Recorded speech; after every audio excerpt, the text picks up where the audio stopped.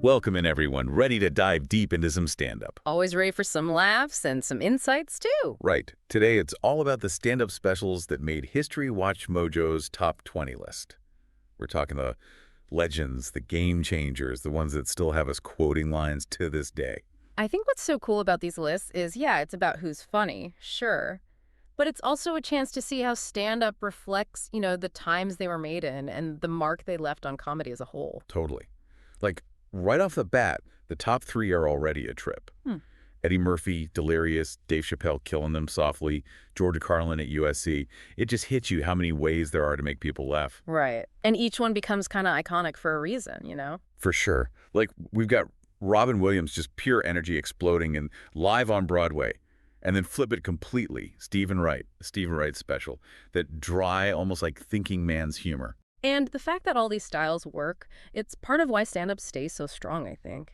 There's literally something for everyone's pace, whether you like wordplay, just observing life, or comedians who get, well, a little dark. Ooh, yeah, speaking of different styles, one thing that grabbed me on this list was those comedians with something to prove kind of specials. Like John Mulaney's new in town. He did that before SNL blew him up, right? Yeah.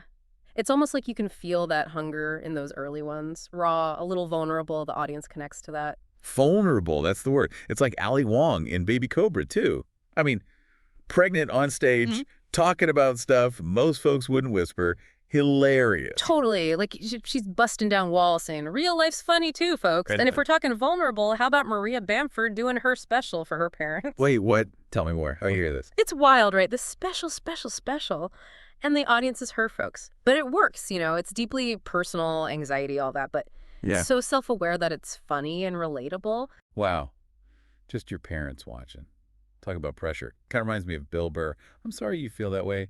Black and white, super intimate, like you're eavesdropping on, Yeah. well, an honest conversation. Yeah, and not always comfy, right. But that's the power of it for both of them. Being so open makes space for the audience to feel their own stuff, too, Even comedians, they got anxieties like the rest of us. It's that it's okay to not be okay message, but funny. That takes talent. Totally. That stand-up's magic can make you laugh, think, and, yeah, less alone sometimes.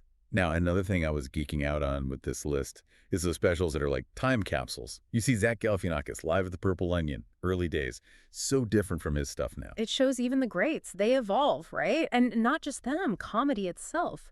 Think of Steve Martin, a wild and crazy guy, started as an album, then this visual thing. Platforms change, culture changes, comedy rolls with it. Like, could you see that arrow through the head bit flying today? Yeah. Doubt it. Nope.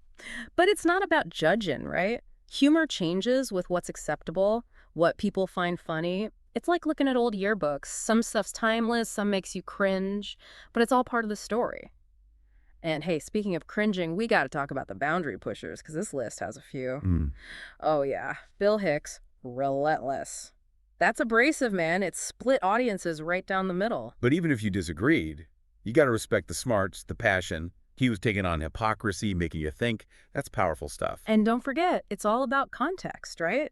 He was reflecting his generation's anxieties, too. Open the door for others to tackle tough topics. True. And sometimes those topics lead to conversations that are needed even if they're awkward, like some of Eddie Murphy's Delirious material about AIDS, homosexuality, hasn't aged well. Oof, yeah. But it shows how comedy reflects the time, even the bad parts. It was part of the conversation back then, shaped how people thought, for better or worse. That's what I love about these deep dives, right? It's not just about the jokes, it's about the whole picture, the impact. Comedy evolving right in front of us. Exactly. So as we keep going, I'm curious what hits home for you. What links do you see between these old school specials and what's cracking us up today? Hold on to those thoughts, because we're just getting started. It's wild, right? When you look back at these older specials, you see how much comedy's tied to the time it was made. Like, what flew back then might not work today. Totally. Some of the stuff that was edgy back in the day might raise some eyebrows now, but that's what makes it so interesting, right? Seeing how humor changes as society changes. Yeah, like a reminder that comedy, it's alive, It's got to grow with the times. Absolutely. And when we talk about groundbreaking comedy, we got to talk about Richard Pryor, live in concert, 1979.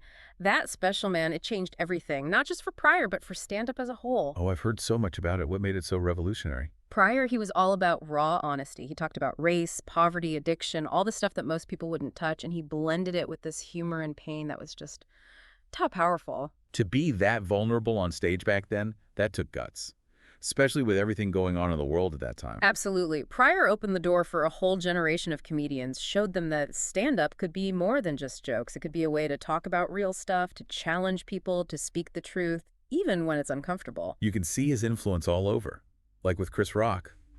Bring the pain. That fearless way he talks about race and society feels like it comes straight from Pryor. Definitely see the connection. But what's cool is how each comedian, they bring their own style, their own perspective to the table. And speaking of unique voices, this list really highlights how certain comedians just become synonymous with a certain type of comedy. Like when you think rapid-fire one-liners. Mitch Hedberg, all the way. His Comedy Central presents It's a Masterclass in Deadpan. He found humor in the most random stuff. It's like he could see the absurdity in everyday life that the rest of us just miss. And that straight face, that dry delivery just made it funnier. And then you got the total opposite end of the spectrum. Sam Kinison, breaking the rules. That screaming, the intensity, it was like a force of nature. I can only imagine seeing that live. He was pushing boundaries, man. Like, what even is stand-up supposed to sound like? He was redefining it. He definitely wasn't for everyone, but his impact's undeniable. Challenged the rules, the delivery, everything. Whether you liked him or not, he left a mark. It's crazy how different comedic approaches can create such different reactions. Yeah. I mean, you got the quiet, thinky style of a Stephen Wright, and then the in-your-face energy of a Kinison. This list shows just how diverse humor can be. And that's what's so great about exploring stand-up. There's literally something for everyone. Some comedian, some special, that's going to hit you right where you live. Like they're offering different ways to see the world, and sometimes those ways are hilarious, sometimes thought-provoking, and sometimes a little bit of both. Exactly, and that's what makes these deep dives so rewarding. It's not just about the laughs, although, let's be real, those are pretty important. It's about seeing new perspectives, challenging our own assumptions, and maybe even learning something about ourselves along the way. Right on. And before we head into the final stretch, I got to ask, if you could jump back in time, front row seat, to any of the specials we've talked about so far, which one would you choose? The comedian, the energy, the jokes, who would you want to see? Oof, that's a tough one. So many legends to pick from. But hey, hold on to that thought, because in part 3, we're tackling the top 3 on Watch Mojo's list. You won't want to miss it. Okay, folks, we're in the final round of our stand-up deep dive. And man, what a trip it's been through comedy history. It has been wild, right, to see how much stand-up has changed over the years, how it reflects culture, pushes buttons, and, well, just makes us laugh our butts off. Exactly. And now we're about to crown the king or queen of this comedic showdown, the top 3 on Watch Mojo's list.